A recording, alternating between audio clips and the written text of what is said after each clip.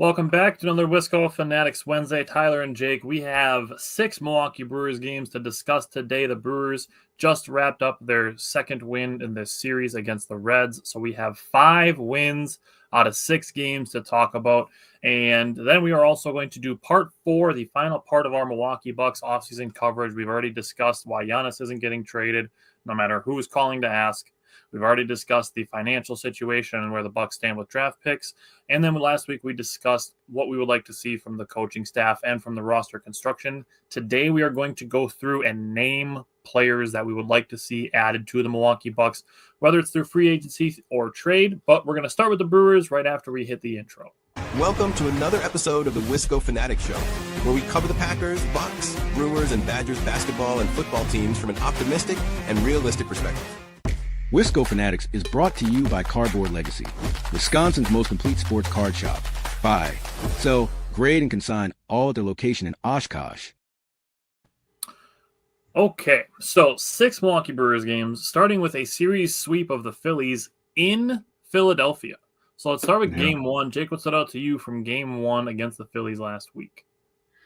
Well, starting with the Phillies, we get the first look at Hall Priester back-to-back. Got that twice this week, and gotta say, great success. Good job by Murphy and the rest of the coaching staff to see how this was going to work and map this together. But start with D.L. Hall, 3 innings pitched, 0 hits, 0 runs, 4 Ks. He looked fantastic. He had 2 ground ball outs, 3 fly ball outs, and that's going to be important when I talk about Quinn Priester here, because Quinn Priester went 6 innings, gave up 4 hits, 2 earned runs, and 0 Ks. He also had 0 walks, which I think is very important for Quinn Priester, a guy that sometimes struggles to find the strike zone, especially with that off-speed stuff. But he had 16 ground ball outs and 2 fly balls. Two fly balls, which is less than what Hall had in double the innings of work. Still great job by both. Quinn Priester with the 16 ground balls, second most in a game this year by a starting pitcher. Only Logan Webb is higher with 17, which he did earlier this month. In terms of scoring, Yelly, the power is back, I guess, because another 2 home runs for Yelly. He's up to 12 after this game. 4 RBIs as well. He's up to 38. Contreras and Frelick also added in with some RBIs. Churio had a stolen base up to 10. Collins had 2 of them, so he's up to 7. Frelick 11 and Durbin 5. So good job by those guys getting on base. Got to backtrack. Forgot to say something that I thought was important for the starting pitchers. Hall faced 10 batters. 8 of his 10 batters, he had a first pitch strike. And Priester faced 22. 17 of his 22, he had a first pitch strike. So he's getting ahead of his batters. 25 out of 32 for those 2 combined. So you're at 78%. Putting yourself in an advantageous situation that we've talked about before, right? Especially starting pitchers. And especially these 2. We've talked about Hall having command issues. Obviously talked about Priester. I just talked about it before as well. So these are 2 guys that need to get ahead in counts so they can actually use their stuff, because they have good enough stuff to get strikeouts and get some outs. So wanted to go through some of the scoring. So the top of the first, the Brewers sent 6 batters to the plate.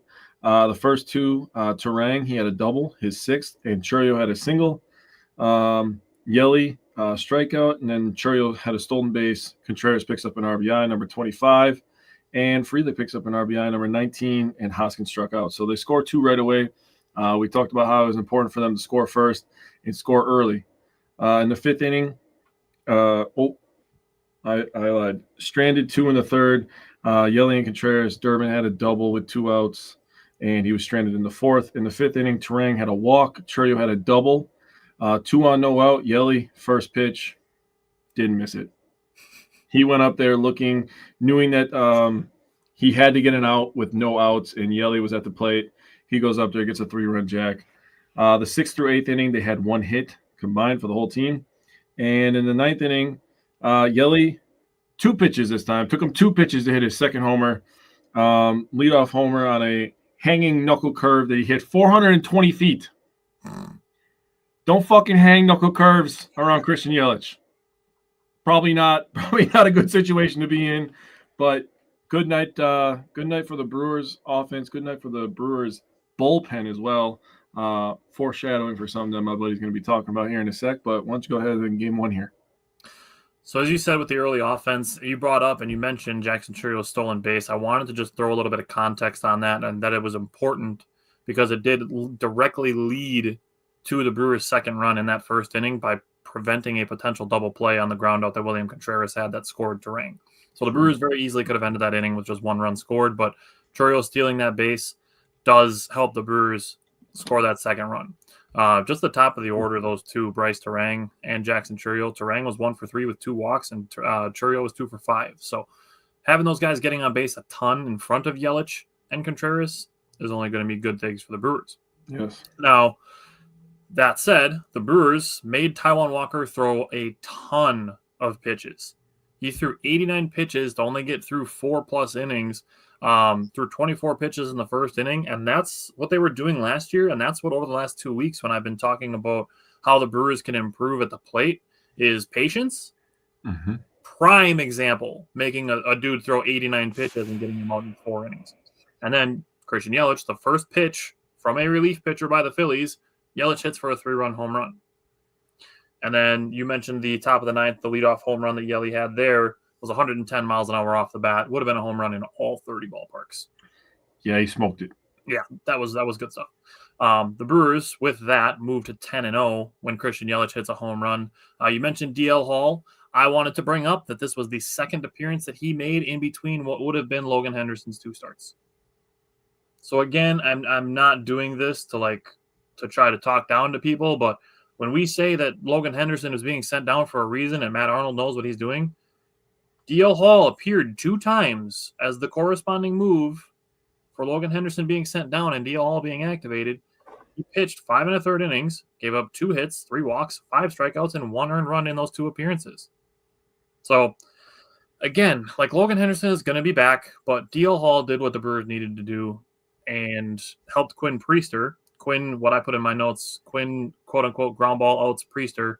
Pat Murphy's game plan exactly the way that everybody wanted to with the 6 innings pitched. Bullpen basically got back-to-back days off by having Thursday off, and then DL Hall and Quinn Priester being the only guys that needed to pitch on Friday. Mm-hmm. Priester, his stuff was sharp.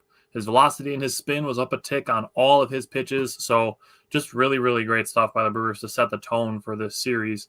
And then going into game 2, early offense again. Jackson Churio starts with a hard hit single. William Contreras works a walk. Christian Yelich opened the scoring. And Rhys Hoskins hurt his former team with a 3-run home run and got booed rounding the bases, which he said if you're getting booed in an opposing ballpark, it usually means you're doing things good. And then the top 3, all 3 of the top 3, which would be Contreras, Churio, and Yelich, were all on base their first 2 at-bats, which is good to see. Again, the top of the order guys getting on base. The Brewers tagged Jesus Luzardo for 4 earned runs before he recurred an out. That hadn't allowed more than 3 runs the entire season, and the Brewers tagged him for 4 runs before he got an out. Sal and Caleb Durbin manufactured a run with contact and speed, basically. Top of the 4th, Sal poked a double off the right fielder's glove in right center field, and then Caleb Durbin bunted, forced a bad throw that allowed Sal Frelick to score. That was followed by a balk and 2 walks, and then Jackson Churio, his 3rd straight hit. Everybody moved up 2 bases. The Brewers were up 7-0, and all of their runs that they had scored in the 1st inning and the 4th inning to that point had occurred before an out was made.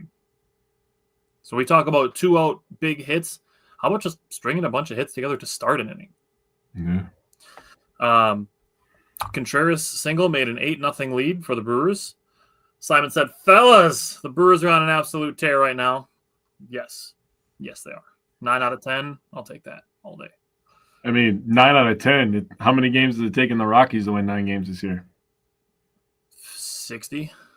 Yeah, that's not great. And with 1 out, Rhys Hoskins hit his 2nd 3-run homer of the game to make it 11-0. I literally wrote LOL in my notes at that point. Luzardo had 16 earned runs in his first 11 starts total. The Brewers almost doubled that in 3 1/3 innings pitched. Jeepers. So Simon said the Rockies aren't a real team. Not this year, they aren't. After that, another 3 walks made it the 12th earned run. So the Brewers just poured on earned runs on one of the better pitchers in starting baseball. Spoiler alert, We're going to say the same thing when we get to today's game. That said, Chad Patrick, 6-inning pitch, allowed just 2 earned runs to a good Phillies team. No, they're not immune to a dip in mental focus when they're getting boat raced, but still, for Chad Patrick to hold a Phillies team to 2 runs is good. The Brewers scored 4, 8, and 5 runs in single innings. 17 was the most runs in the month of May by 8. It was their 4th time scoring in double digits, and it tied their season high of 17 runs score. I did put in my notes, Tyler Alexander was not long for the big leagues. They kind of just put him in there to finish the day and take it on the chin because they kind of already had it in mind that they were going to send him down the next day. But 23 hits by the Brewers in game 2 of the Phillies series. So what stood out to you from that game? Yeah, so you covered a lot of stuff, a lot of good stuff. So first of all, the Brewers, after this win, got the winning streak up to 6. So they're at a 6-game winning streak after this game. Yelly, Terang, Contreras, Ortiz, and Frelick all had single RBIs. Hoskins and Churio had more RBIs than the Phillies scored runs, and we gave up 5 runs to the Phillies in the 9th inning. Churio had 5. Contreras was 6. Obviously, Hoskins. Obviously, Hoskins had the 2 3-run jacks, and Churio had another 3-run jack by himself. So 3 3-run homers for one offense. You're putting a lot of people on base. Yeah. 11 of 15 runners in scoring position is absolutely that's just stupid. Absurd. That is absurd. I stared at that. I was like, excuse me? And I watched the game and I still didn't believe it. It was insane. The Brewers had 7 players with at least 2+ hits. So 7 people with 2+ hits. So that was impressive to me.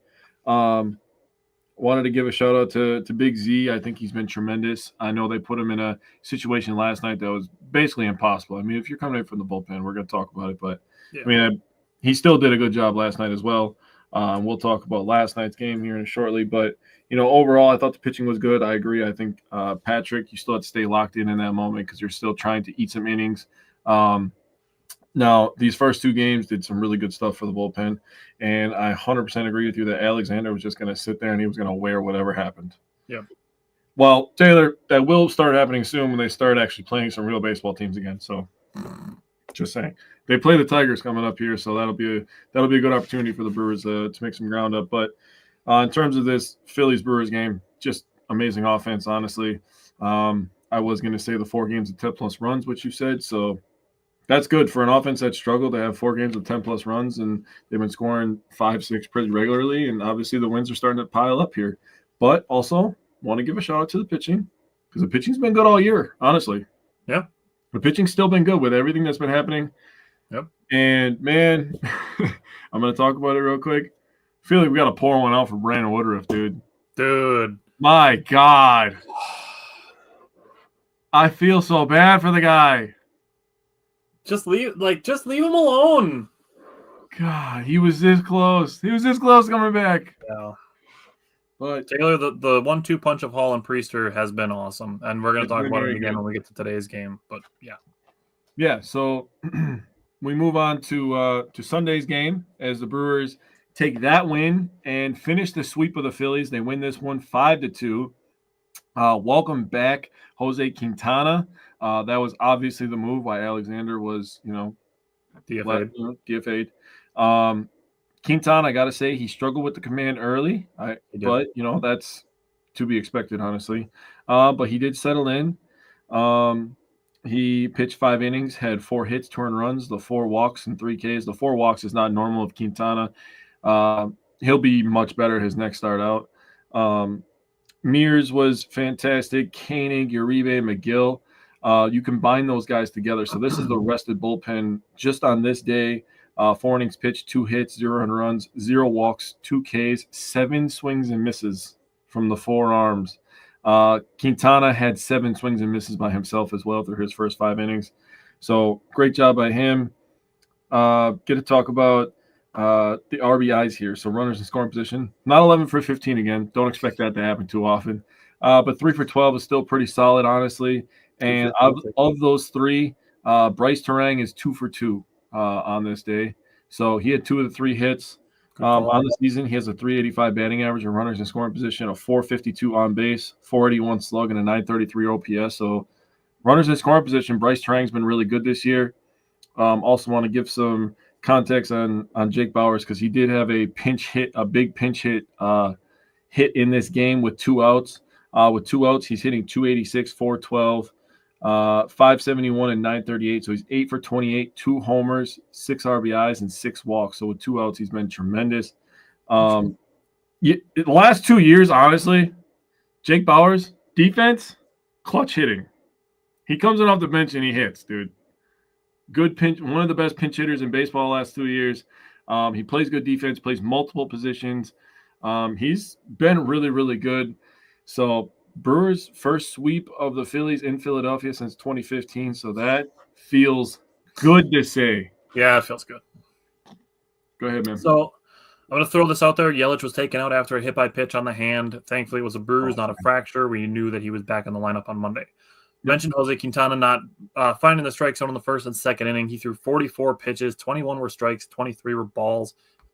He was able to finish 5 innings, thankfully.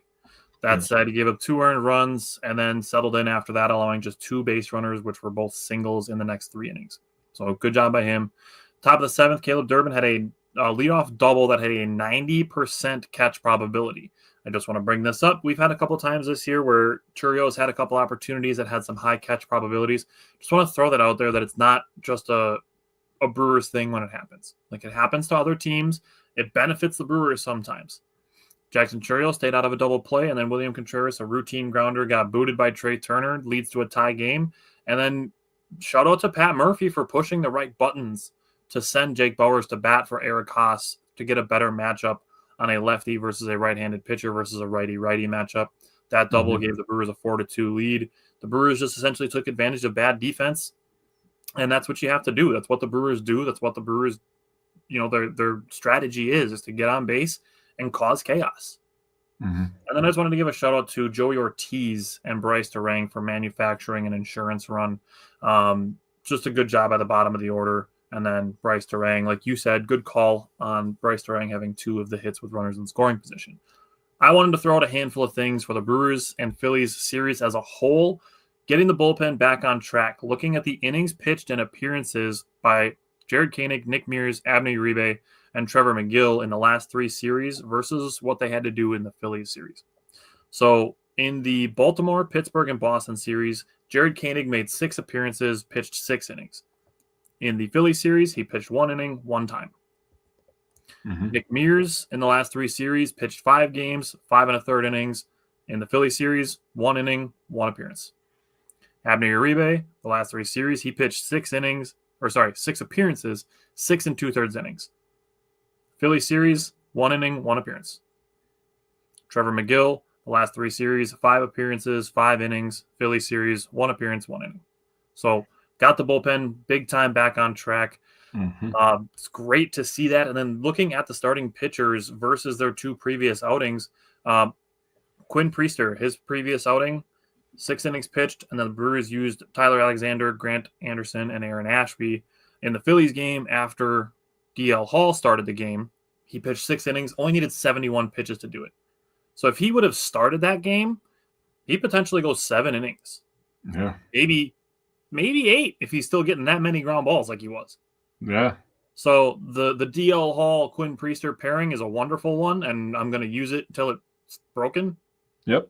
But just throwing it out there, that Quinn Priester pitched very, very well, and had he started this game, potentially could have gone deeper. But I understand the reason that they're doing DL Hall then Quinn Priester is to get through the order a couple of times, because the 3rd time, 4th time through the order is where Quinn Priester and Chad Patrick have gotten into some trouble. So that's why they're using the opener for that.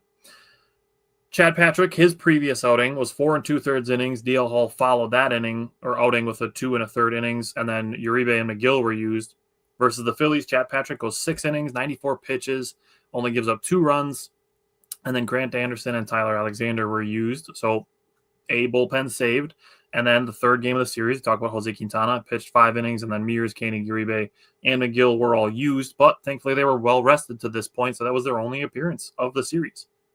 The last time, which would have been Logan Henderson's previous start, was 5 innings pitched, and then again, Mears, Koenig, Uribe, and McGill all had to be used. So the Brewers were able to get the bullpen back on track against the Phillies.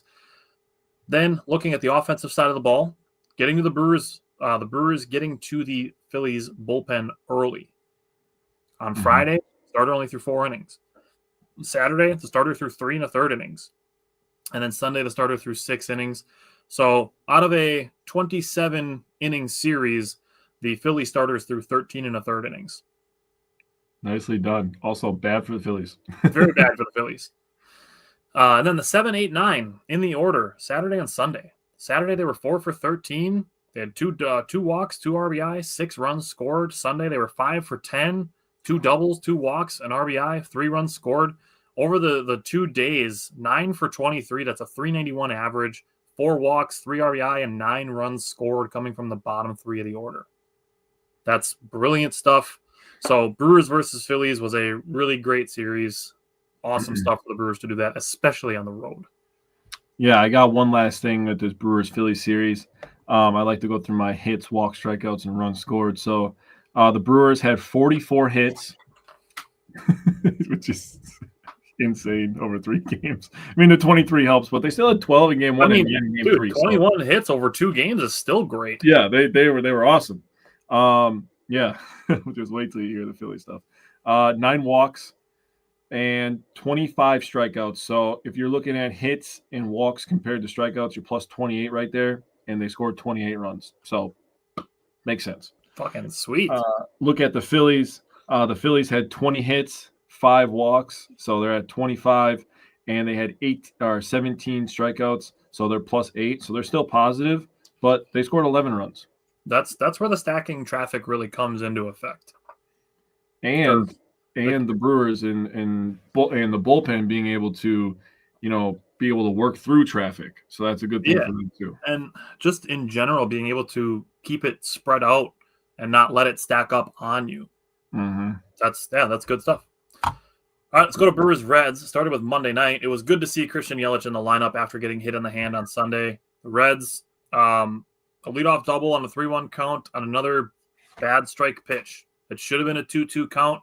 And then that runner scored on an Ellie De La Cruz single for the first run of the day, and the Brewers were playing from behind, and I was super salty. I will say it was not a good choice for William Contreras to throw while sitting down. That allowed 2 runners to get an extra base. Aaron Savali did a good job getting 2 outs with nobody else scoring. The Reds did have a good opportunity to go up 4-0 in that situation. Very true. So good job, good damage control by Aaron Savali to finish that inning with just the 2 runs that came in. Mm-hmm. Top of the second, the Brewers loaded the bases with 1 out. Jerry Ortiz drew a walk, and Bryce Terang had a sac fly that tied the game up. Top of the third, Christian Yelich extended his hitting streak to 9 by hitting his 13th home run, 417 feet, which seems low. I looked it up on Baseball Savant. It still says 417. It should have been like 437 because there's no way that ball was only going 417 feet. It was 111.1 miles an hour off the bat, and it hit the dead center wall, and it looked like it would have gone much farther than 417 feet. No, I think it would have. Sophia Minard said it to Yelich in the dugout after he hit it. He said, "I'll take the over." So that was awesome. The context behind that home run is really interesting because lefties were previously 0 for their last 17 versus Singer slider until Christian Yelich hit that home run. And his next at bat was a 109-mile-an-hour exit velocity deep flyout that was probably 17 feet away from being a home run or less. Savali, I want to give him credit. He finished a really quick 1, 2, 3, third and fourth innings, which just helps takes the wind out of the sails. That's a momentum thing. Getting a double play in the 5th inning allowed him to finish the inning and start the 6th inning. So good job, Aaron Savali, there as well. And I want to give Jared Koenig some credit. 2 weeks ago, I was kind of worried about him. It seemed like every inning or appearance he was making, he was giving up a run. And it does appear that was due to the overuse of the bullpen. Same way I felt with Nick Mears, that some of their struggles were due to overuse. Jared Koenig, concern is gone. He's very much back as we would like to see him. The bow on the present for Jared Koenig being back was getting 3-0 to Ellie De La Cruz and coming all the way back to strike him out. That's when I was like, all right, I'm no longer worried about Jared Koenig. He's back. Mm-hmm. He's good. We're good. Abner Uribe has 2 elite pitches. Throwing a sinker at 101 miles an hour that dives in on right-handed batters is nasty. And then throwing an 89-mile-an-hour slider that moves what feels like 6 feet is also nasty. And he throws it for strikes. And locating that slider for strikes is going to make him damn near unhittable. He's easily the Brewers' closer of the future. Oh, yeah. That said, Trevor McGill, the closer of now, got the 7, 8, 9 hitters. Didn't have to sweat out the top of the order. Great to see. The Brewers moved to 11-0 in games where Christian Yelich homers. So what's stood up to you from Monday night? Yeah, so like you said, Savali did a nice job battling through 5 1/3. Rob Z comes in, cleans it up. And I fast forward to Koenig, and I wrote the at-bat of the game is Koenig versus De La Cruz, right? Getting down 3-0 to him. Ellie took a sinker. It's 3-1. He followed off a cutter. It's now 3-2. Koenig with a nice curveball for strike 3. And it's really impressive when you consider that he just walked Adam Lux. Gavin Why did I say Adam? I was looking at a bunch of names earlier. Gavin Lux. And at this point in this at-bat, when he's at 3-0, that's 6 straight balls that he's not finding the strike zone. Sure. And for him to take a deep breath and battle back against a guy like De La Cruz, and let's be honest, De La Cruz has superstar written all over him. Yeah, even though he strikes out a lot, he's still one of the scariest guys to face. Yeah, the swag. I mean, when he gets on first base, just consider him on second base. I would consider him on third base. Yeah, honestly. Showed it today. If you get him on first base, he'll get to third without anybody having to put a ball in play. I really like the analogy they made on the cast today when they said it's kind of like Giannis. He takes 2 steps and then he just starts sliding right away. It's like, yeah, pretty much. And he's got a quick first 2 steps, so he's been great. Uribe only needed 12 pitches to get through the 8th, 2 Ks and a pop out to second, and McGill only needed 13 pitches to get through the 9th. Strikeout to end the game. He's good for that theatrical stuff. So 25 pitches to get through the last 2 innings. Koenig, after getting through De La Cruz, made it pretty easy. The Brewers didn't score from the 4th inning on, so they only needed 3 today, I guess. And good thing that Yelly was back, because I was like, oh no, he's going to go on like the 10-day or something like that, and then he's going to be out of his funk. And I was a little worried, but thank God he was okay. He's good to go. What's up to you from last night's game? So you get to last night's game, and the talk of this game is going to obviously, for me, going to be Peralta. Now, we could talk about how the Brewers got robbed at the end of the game. I don't think so, actually. Didn't bother me like as much as it did on the surface, but we'll get to it. Yeah, I mean, it was. All I'm going to say is that was a really nice play. We've done it plenty of times over the last couple of seasons. So it happens to us. The Reds don't beat us very often. Honestly, not that mad, to be honest with you. Like I said, I'll get into the context of why it didn't bother me that much. Yeah, but talking about Peralta, Freddie Peralta through the first 4 innings, right? So first inning, 15 pitches, 2 Ks. Second inning, 11 pitches, 3 Ks. Third inning, gave up his first hit, 16 pitches, and a strikeout. In the 4th inning, 15 pitches, 2 Ks. He did give up a home run and 2 doubles that allowed the Reds to tie the game, but he was mowing. 57 pitches, 8 Ks, only 2 earned runs through 4 innings. I'm thinking like, dude, just the first 2 innings alone were ridiculous. He had 17 swings in the first 2 innings. 14 of them were swing and misses. Yeah, he was. Dude, that's ridiculous. Right, that's Freddie when he's at his best, right? Yeah. And then you get to the 5th inning, 25 pitches.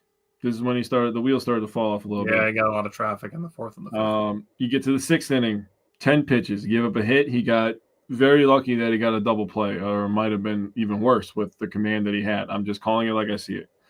And he did come out for the 7th inning. He did record 1 out.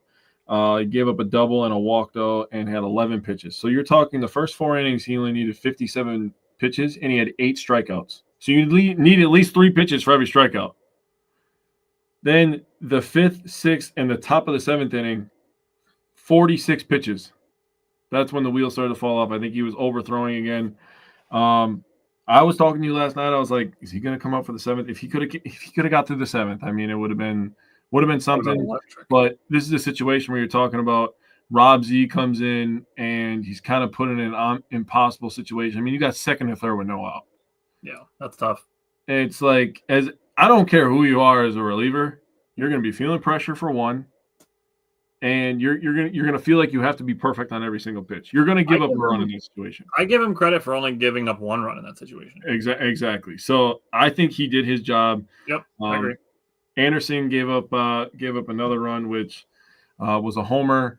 Benson was probably so happy to not see Peralta because Peralta was, I'm just gonna say, he was making him his little bitch. He was having swords and like chops. Like he wasn't touching Peralta. I'm pretty sure Benson, if I go look, I'm pretty sure he only saw 9 pitches and he had 3 strikeouts versus Peralta. That sounds accurate. He was terrible versus Peralta. Peralta was owning him. But I digress. The winning streak is over with. Oh no, what are we gonna do? They weren't gonna win all 102 games that were left in the season. It's fine. So you mentioned Freddie Peralta. He was really good. His quick 6th inning is what gave him a chance at the 7th. It really just shows that the Brewers are willing to give him a leash, and Freddie, they're giving him ace-type treatment. Mm-hmm. So he's still probably more of like a really high-end number 2, but he's been the Brewers' ace for 2 years, and he's pitching like it at least. Now, I want to give credit to the Brewers. They did get some more early offense. Bryce Durang had a double. Christian Yelich had a 1-out single, extended his hitting streak to 10. That's the longest hitting streak that he's had since 2022, so that's great stuff. Hell yeah. The Brewers in the top of the 4th inning, Sal Frelick shows why his batting approach is so tough. He got down 0-2 really quickly, fouled off multiple pitches until yanking a ball just over the right field wall with 2 outs. So that was followed by a Rhys Hoskins single. Isaac Collins and Caleb Durbin drew walks, and Joey Ortiz did strike out. Brewers didn't get any extra runs, but did have to force a ton of extra pitches. Yeah. So still a good approach by the Brewers as a team there. Now, the Brewers were inches away from tying this game in the 9th inning. TJ Friedl robbed Jake Bauers of a 2-run home run, which is absolutely a bummer of a way to end the game and end the winning streak. Mm-hmm. But reason this didn't bother me so much, Jake, like you pointed out, 100% correctly, the Brewers have robbed a shit ton of home runs over the last 6-7 years with Lorenzo Cain, Keon Broxton, and Blake Perkins. Just those 3 guys alone have probably robbed 10 to 12 home runs that would have, put games in much different situations. Yes. Reason number 2 is an error by Ellie De La Cruz is the only reason that Jake Bauers was at the plate anyways. So the way I see it, really bad defense allowed a guy to get on base to put Jake Bauers at the plate anyways, and then you have a really great defensive play made by Friedl. Balances out. All right, let's get the game tomorrow, and let's win the series. That's fair. That's completely fair. The bigger part of this was that the Brewers, again, we've talked about traffic. Brewers needed more traffic. They scored the first 2 runs of the game, and the Reds scored 4 runs unanswered. The Brewers had 0 men on base in the 6th, 7th, and 8th innings, and the Reds only needed 30 pitches to get through those 3 innings completely. Oh. Brewers have had innings where they've made guys throw 30 pitches in an inning. Yeah. And the Reds were able to get through the 6th, 7th, and 8th by only throwing 30 total. So then we get to today's game, and the first 2 innings go super fast. Like it was noon, and the first 2 innings were already over. Yeah. It was like 20 minutes and 2 innings were done. Then you get to the top of 3rd and 2 outs. Bryce Durang doubles. Andre Monasterio singles him in for a 1-0 lead. I want to give Pat Murphy some credit because the lineup card comes out. People see Durang batting 9th and Monasterio batting leadoff. It's clear that the Brewers are going against a lefty to start, and that's why. Last year, the year before, Durang's not even in the lineup against lefties. Yep. This year, he's in the lineup just at the bottom. Yep. And I just want to throw that out there. Because if Andre Monasterio leads off with a single and then Durang doubles, not a guarantee that the Brewers are up 1-0. Good point. So after that, Jackson Chourio got a 2-out single. He had a really great day. Now, let's start with the DL Hall and Quinn Priester combo here. DL Hall in the bottom of the 3rd inning pulls a Houdini act. He dealt with the bases loaded with nobody out and got out of it without allowing a run. That is a great job. He finished with 1 hit, 2 walks, and 3 strikeouts. And then Quinn Priester follows up after him again. And Nick Mears got an inning of work just because, and he threw 5 pitches for 3 outs. LOL. Literally what I wrote in my notes. Dude, I said LOL to you, bro. I was like, what? 5 pitches? Bottom of the 6th inning, Quinn Priester was dotting corners, and Joey Ortiz had a web gem to keep Ellie De La Cruz from scoring. Like I said, a walk and 2 stolen bases, and then he's 90 feet away from scoring. And Joey Ortiz kept that from happening. So good job by that, and good job by Quinn Priester to get those outs. The Brewers posted today that his last 32 1/3 innings, covering his last 6 games, Quinn Priester has a 2.51 ERA. Jesus Christ. So you were worried about him 4 weeks ago? We're not worried anymore. Honestly, keep putting Hall in front of him. This guy fucking Cy Young the last couple of weeks. That's like, it made me think of when you said that the Bucks were just going to run the pick and roll with Dame and Giannis like it's broken and run it till it doesn't work. Yeah. Same thing. DL Hall and Quinn Priester, run it till it doesn't work. Yep. We've gotten 8 innings and 9 innings out of the 2 times that you've done it. It ain't broke. Don't fix it. Simon asked if 251 is good. Did he break it? Yeah. 251's good. For reference, Corbin Burns, when he won his Cy Young in 2021, it was a 2.43 ERA. So that's Cy Young level ERA over his last 6 games for Quinn Priester. Yeah, that's pretty good. Offensively, top of the 5th, Jackson Churio had a home run that gave the Brewers their lead to 3-0. Hit it into the wind. Into the wind to right field. Marks only the 2nd time all year that Andrew Abbott has allowed more than 1 run in an appearance. The Brewers tagged him for 5 runs. That's his season high. Also 7 hits by the Brewers is now Abbott's season high. Daz Cameron in the top of the 6th inning had his first home run as a Brewer. Yes. And the Brewers got a run back +1 from the inning before when the Reds got a run. Top of the 8th, the Brewers had a ton of traffic.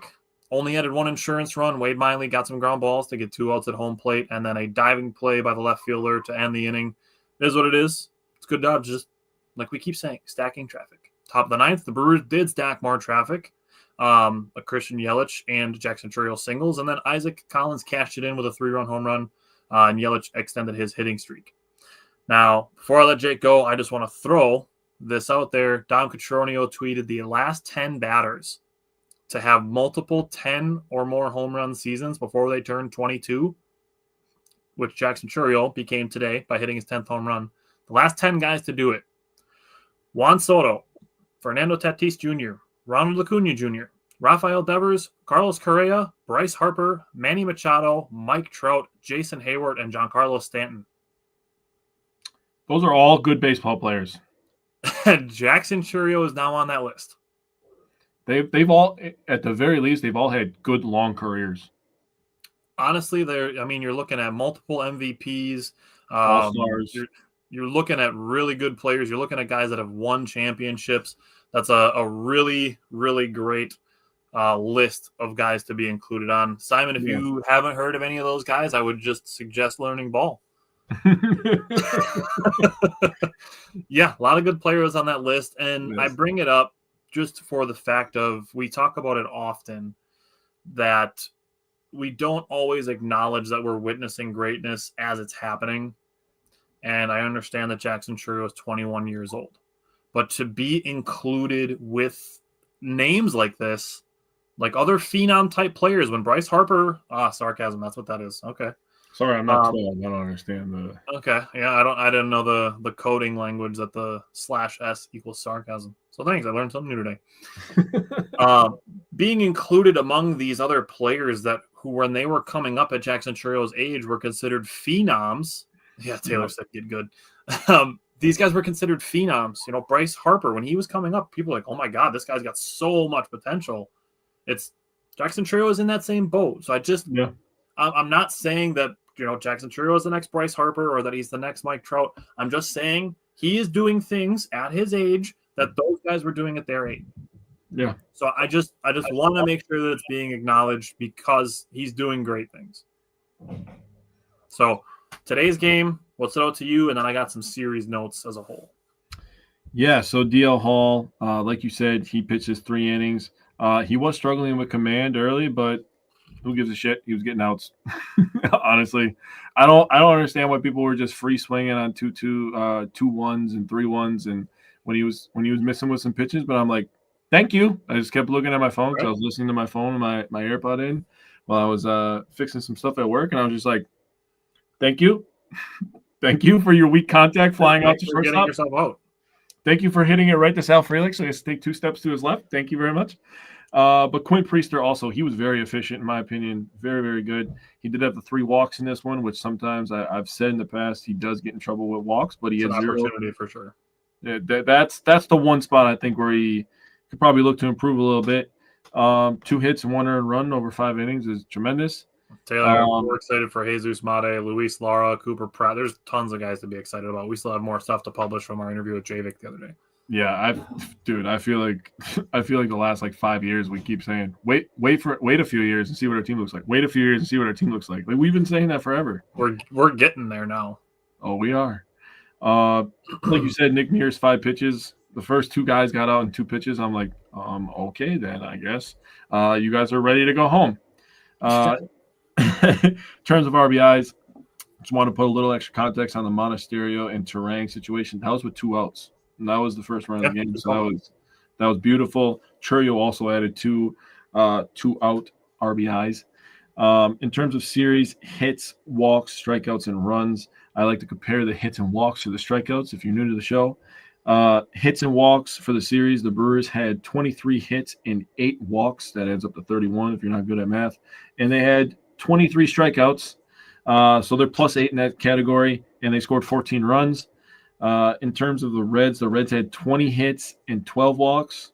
So that adds up to 32, and they had 28 strikeouts, so they're only +4.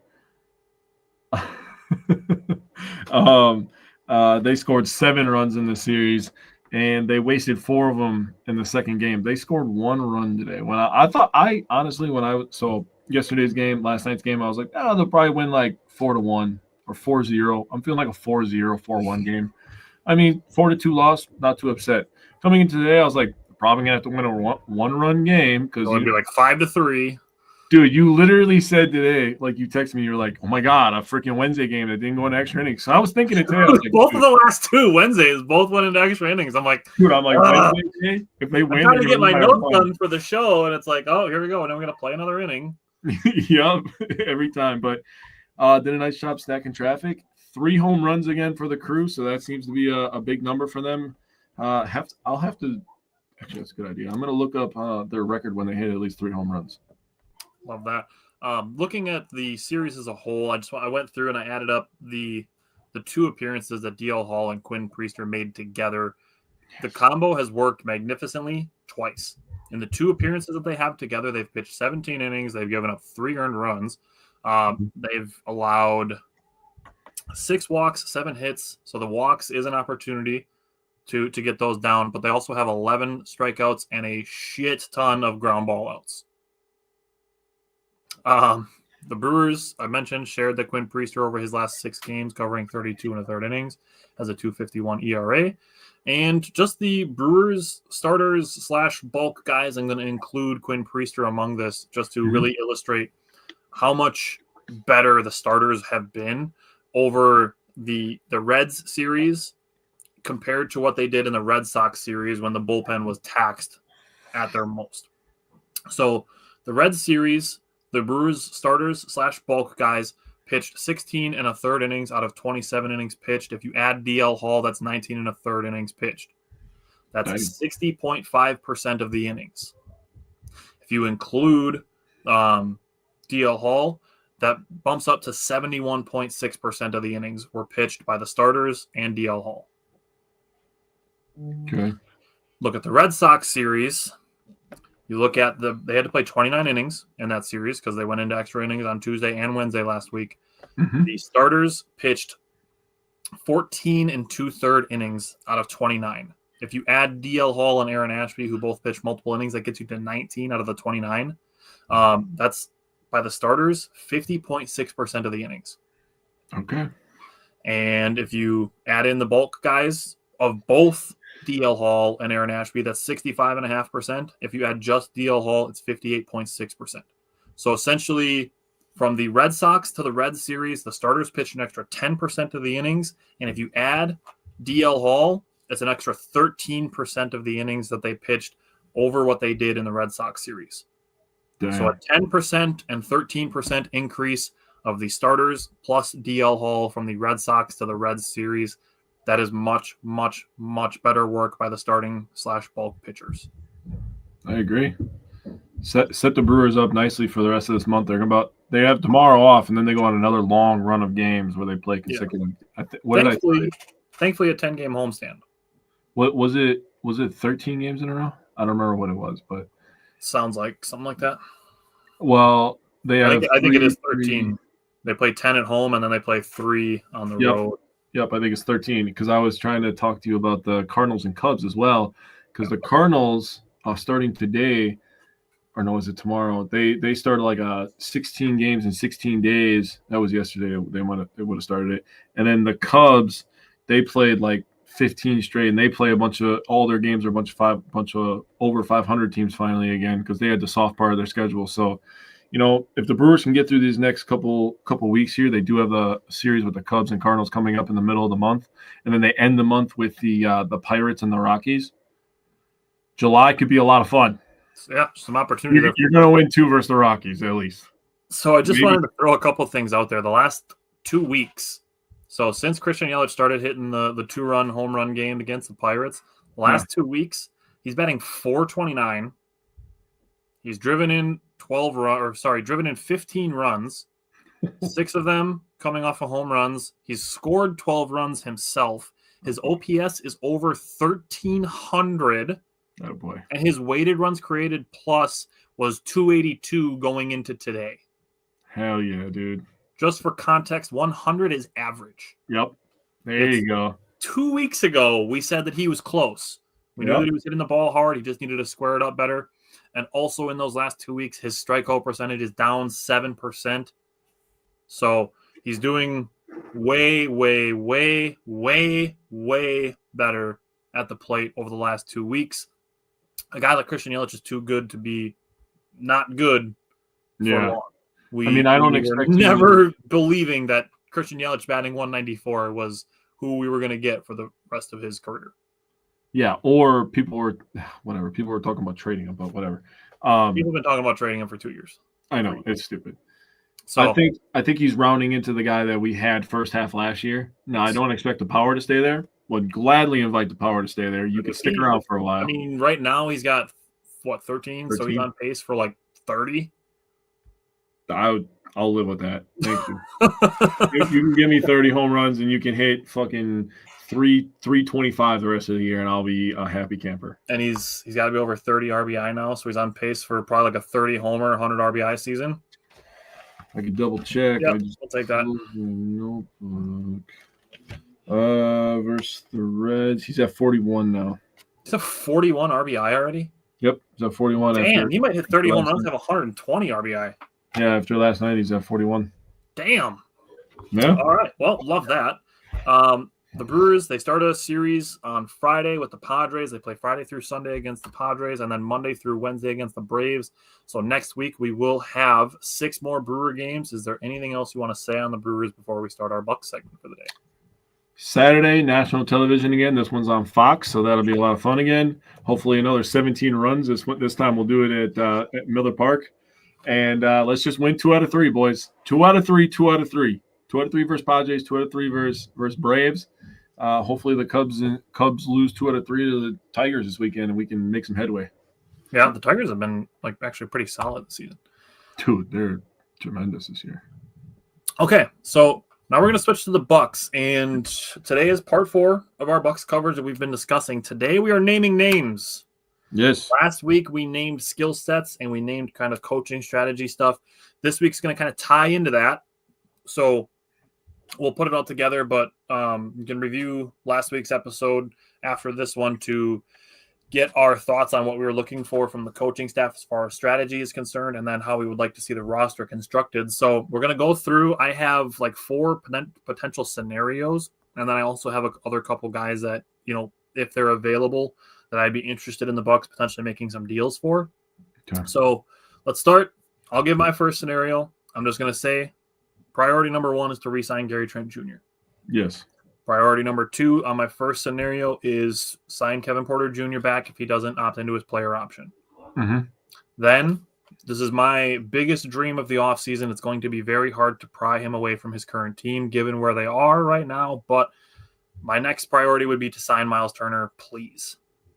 Okay. They've been interested in him previously. I've wanted him on the Bucks for like 2.5 years. Go get him. Get younger and more athletic at the center position while keeping the 3-and-D ability.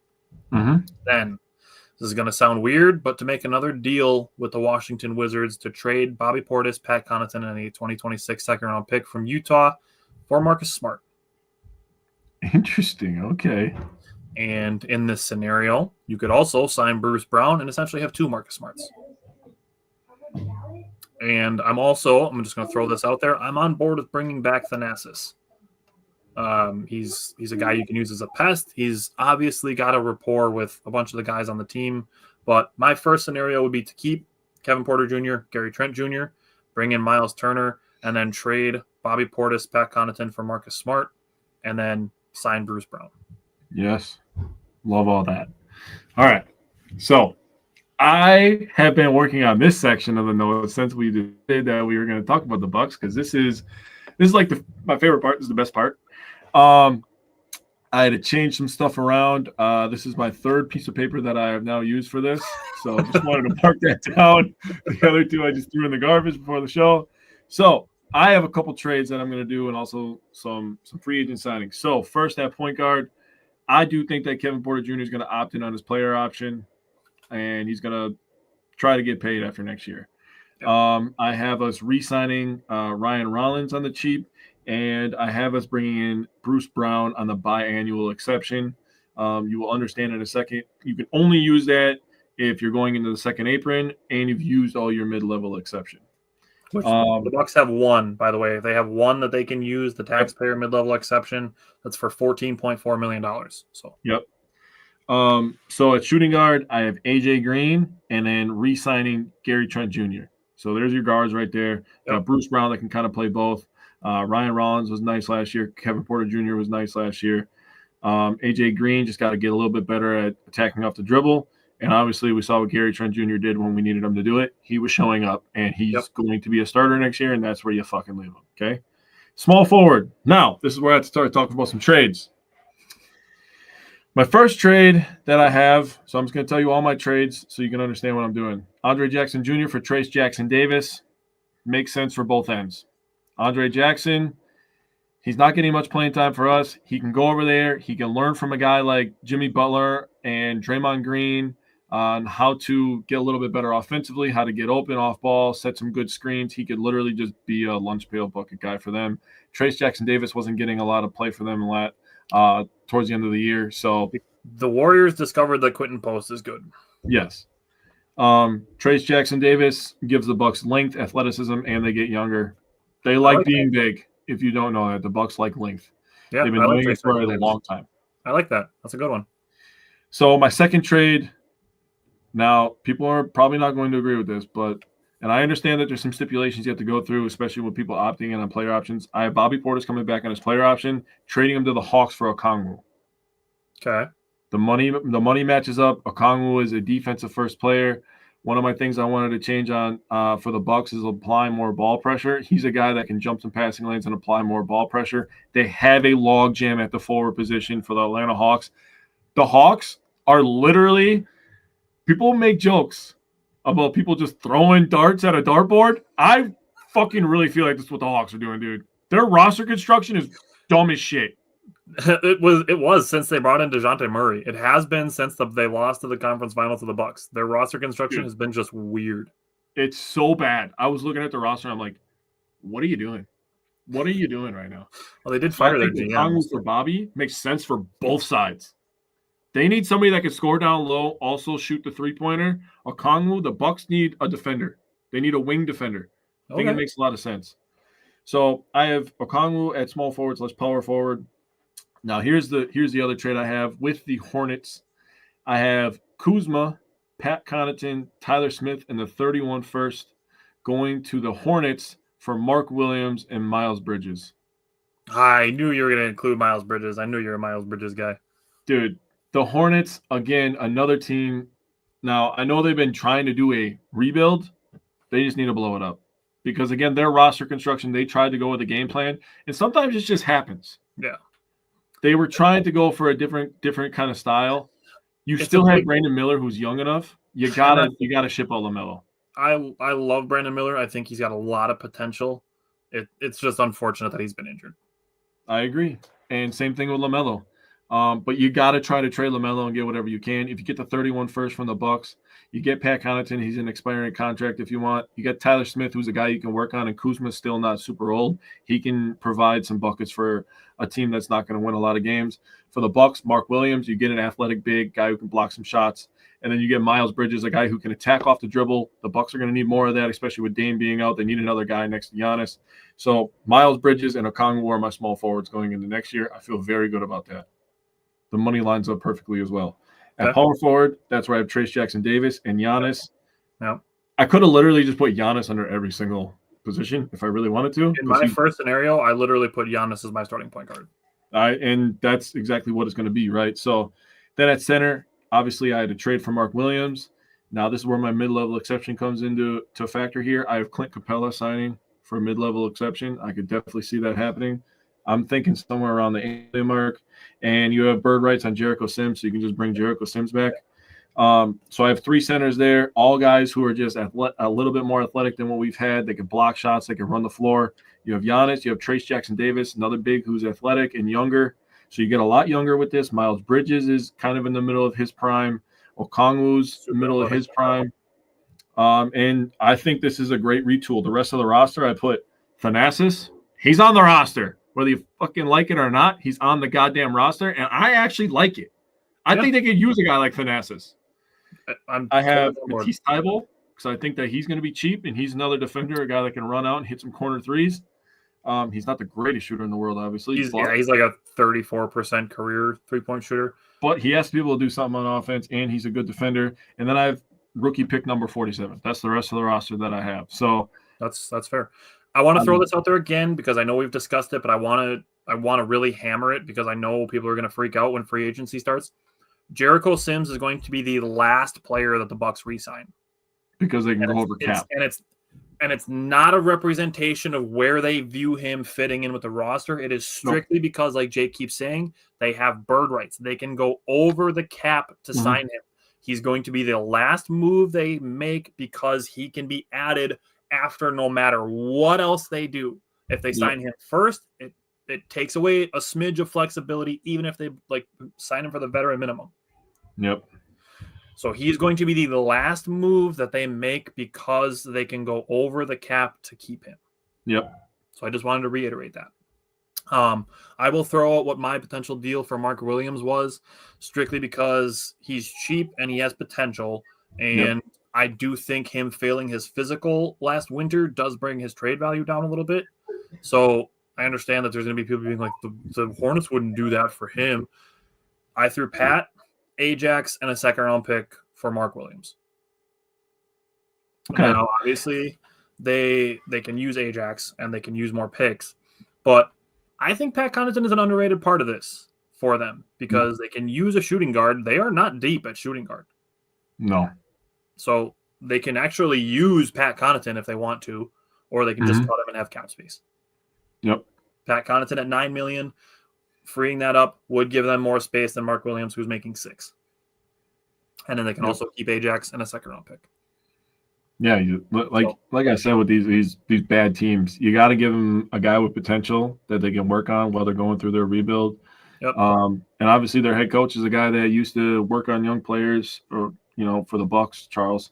So I think it'd be a good fit, dude. If they, dude, I'm telling you, I like my paper. If they do these 3 trades and sign those few people, Bucks are winning 55 games next year. Yeah, I like that. So my second scenario still involves keeping Kevin Porter Jr. and Gary Trent Jr. Okay. Then, following that, the Bucks signed Santi Aldama from the Memphis Grizzlies. Okay. He averaged 12.5 points, 6.4 rebounds, 2.9 assists while shooting 36.8% from 3. Okay. Then you signed Larry Nance Jr., a guy that I wanted last year. He is a subtly good three-point shooter. He shot 44.7% on threes last year, and he is a very versatile defender. And playoff experience. Experience. I'm a big fan of Larry Nance Jr. I really, really want him on the Bucks. Then, to back up Jericho Sims, in this scenario, I have Jericho Sims starting at the center position. Okay. Sign Steven Adams to be your backup center. Basically just to get rebounds and play defense. And then my final part of this scenario involves trading Kyle Kuzma for DeMar DeRozan. It's one of those kind of rumored things that's been out there that the Kings are shopping DeRozan. I think Kuzma allows the Kings to get a little bit younger, kick the can down the road, and just be able to basically get rid of DeRozan. And even though I'm not the biggest DeRozan truther, he's not a great three-point shooter, but he is one of the best mid-range shooters in the NBA. You and I have talked about this at length. I do think that DeMar and Giannis could win 50 games on their own. Yeah, I was going to say, let's get into this a little bit. I think that they're fit, actually, when you take a step back and you think just basketball-wise. Excuse me. And you think like X's and O's, they fit really well together, honestly. I mean, where DeMar likes the ball. DeRozan has a similar skill set to Chris Middleton, just without the cerebral connection that him and Giannis had. Yeah, and I don't think he has the playmaking, but I do think you lose a little bit of playmaking for a little bit better defense, where Middleton's, legs were obviously falling off with all the surgeries. So it's not like he wasn't competing, because he was a pretty good defender when his legs weren't, half of during the championship year when PJ Tucker wasn't defending Kevin Durant, it was Chris Middleton. Yeah, I mean, they also put Drew Holiday on him too. Occasionally, yeah, but Drew was Kyrie more. Yeah, but they wanted to go a little bit more size, which makes sense because Kevin Durant is a unicorn. But yeah, I think that the DeMar DeRozan thing, that really fits well with Giannis and what the Bucks are trying to do. DeMar's obviously a guy that's hungry. He's been in the playoffs a ton of times, so he'd be looking to get over the top and get deeper into the playoffs as well. The other part of this that makes sense to me is that if you add DeRozan with Giannis, like I said, I believe that duo can win 50 games. But when Damian Lillard comes back, DeMar DeRozan still fits. Yes. So that's why I'm potentially interested in it. Now, again, in this scenario, I'm starting Giannis at point guard and going Giannis, Gary Trent Jr., DeMar DeRozan, Bobby Portis, and Jericho Sims as your starters. Then you have Kevin Porter Jr., AJ Green, Larry Nance Jr., Santi Aldama, and Steven Adams as your second unit. I love Steven Adams. I wish he was on the Bucks too. Great rebounder. Yeah. Great offensive rebounder as well. Yeah. And then you can keep Ryan Rollins, Pat, Ajax. I like the idea of keeping Pete Nance on a two-way deal. Yeah, that's my second scenario. Yeah, so I obviously misunderstood what you were talking about, because I did 3 trades and I ranked the 3 trades because I thought that's what we were doing, not 3 whole different roster scenarios. That's my bad. Dude, I have one more roster scenario after that too yet. So yeah, go. Why don't you just rip it right away? All right. So my third roster scenario is called Let's Get Nuts. And this involves the Bucks potentially losing Gary Trent Jr. And that scenario is just let's be long and athletic on defense. And part 1 of this scenario is to sign Ben Simmons for the league minimum. He's still good on defense, and if he played about 20 minutes a game, he'd give you about 7 points, 8 rebounds, and 7 assists. Okay. Part 2 of that is to sign Amir Coffey. He's 6'7". He plays shooting guard and small forward for the Clippers. He shot 40.9% on threes last year, 47.1% overall, and 89.1% at the free throw line. Part 3 of this is to trade Bobby Portis to the Orlando Magic for Jonathan Isaac. Ooh. Straight up. Now, the Magic, they desperately need shooting. Yeah. They are the first team since 2016-2017 Oklahoma City Thunder to be bottom 3 in three-point percentage and make the playoffs. Interesting. So the Bucks would lose some three-point shooting. Jonathan Isaac's like a 25% three-point shooter last year.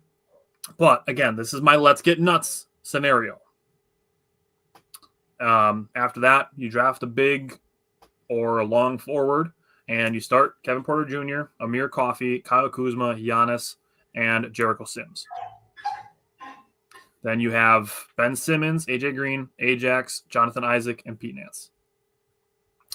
And then you can still obviously keep Ryan Rollins. You can keep Tyler Smith, have those guys in there as well. But like I said, this scenario is if the Bucks lose Gary Trent Jr., let's just be long and athletic and defensively good. Dude, I was so close to I was so close to signing Amir Coffey. I think that he's a really good fit. Guy that's been kind of buried on the Clippers roster because they're super deep over there as well. They just And keep Norman signing. Powell had a career resurgence this year. Which Yeah, good for him. it's very true. He's super long, shoots the three well. I was like, I can see him fitting, but I liked my trade for Okongwu a little bit better. Yeah, and I'm totally on board with that. Mm-hmm. So my last scenario is basically Giannis for MVP. And it's basically keeping the roster, keep Gary Trent Jr., keep Brook Lopez, keep Bobby Portis, add a high 3-point percentage shooting point guard, and then drafting a sniper. And for a high 3-point percentage point guard, as much as he annoys me, he's been a potential, ask for people on social media in the past. Tyus Jones would fit. It's super annoying, but Tyus Jones would fit with the Bucks. I don't know if I'm over that. I'm not gonna lie to you. I don't know if I'm over that. I mean, if we had Grayson Allen on our team and we were okay with it, we can have Tyus Jones. Fair. And to be fair, Justice Winslow was in our developmental team. He is the one that touched it. He's probably the one I should be most mad at. So, I mean, we can move past it. It's been 10 years. Still feels like yesterday. I know, and Tyus Jones still annoys me, but he does fit. And again, if we're just planning on telling Giannis to try to win the MVP this year, just add a bunch of 3-point shooters around Giannis, and let's just try to get Giannis to average a triple-double this year. Yep, just create as much space as humanly possible and let Giannis run, pass, dunk, dictate the entire game. I don't hate that, actually. Let's see if we can get Giannis to average 35, 14, and 10. Dude, he's going to average like 33 next year for points. He's probably going to average like 8.5 assists a game. And he's going to play elite defense. Yeah. He's good. So that was my last scenario now. A couple other things is I have 2 guys that I would be very interested in bringing in on 2-way deals if their restricted free agency rights are renounced by their current teams. Mm-hmm. And that would be EJ Liddell, who is currently on the Bulls. He has a restricted free agency deal. If the Bulls renounce their rights, I'd be interested in bringing EJ Liddell in on a 2-way deal. And Christian Koloko, who's currently with the Lakers. Again, those 2 guys, if they are released from their restricted free agency, I'd be interested in bringing those 2 guys in on 2-way deals. Yeah, I didn't get into the 2-way stuff. I probably should. Those are the only 2 guys, just because I noticed them as I was looking through everything else as far as free agents are concerned. Mm-hmm. Just those are the 2 guys that just popped out as guys that I would be interested in potentially developing. Yeah, it makes sense to me. Alrighty, so thank you for sticking with us, through all of today's show. I think we had some good stuff out there today, and then for the last 4 weeks, as we've kind of put together stuff with the Bucks in their offseason and what we think they can do and what we'd like to see them do as far as strategy and, putting together roster construction go, and where they sit in the draft and financial situations. They're not as strapped as people would have you believe that they are. Or they're not in a situation where they have no money, no picks. Mm-hmm. The Chris Middleton trade over the past season gave them much more flexibility that they wouldn't have had they kept Chris. Mm-hmm. So there's some opportunity here. It'd be interesting to see what they do. John Horst is going to cook something up. He's going to change the roster. We've seen some crazy stuff happen in the last 5 years with John Horst in the roster, to go from Eric Bledsoe to Drew Holiday to winning a championship to now having Damian Lillard on our team, which still doesn't seem real. No, I love Dame. Just want him to remain healthy the rest of his career with the Bucks. Absolutely. So it'll be very interesting to see what John Horst does with the roster, but we threw some ideas out there. Again, we didn't go through and do it on the financial things and making sure it all works, but these are just some potential ideas and some potential guys that we think would fit with the roster. So Stick with us. Next week, we're going to be back. We have more Brewer games to discuss next week, and then we're going to be getting into the dog days of summer, and we're going to be starting to plan Packers and Badgers football stuff. So stick with us. Brewers are hot. It's fun. Bucks off season is going to start in about 3 weeks, and then we're going to be getting ready for football season. So again, and the weather is getting hot. Week. What's that? And the weather is getting hot, so it's starting to get really nice outside. Yeah, Brewers are getting hot, and the weather is getting hot. So we will see everybody again next Wednesday. Thanks for tuning in. We'll see you next week.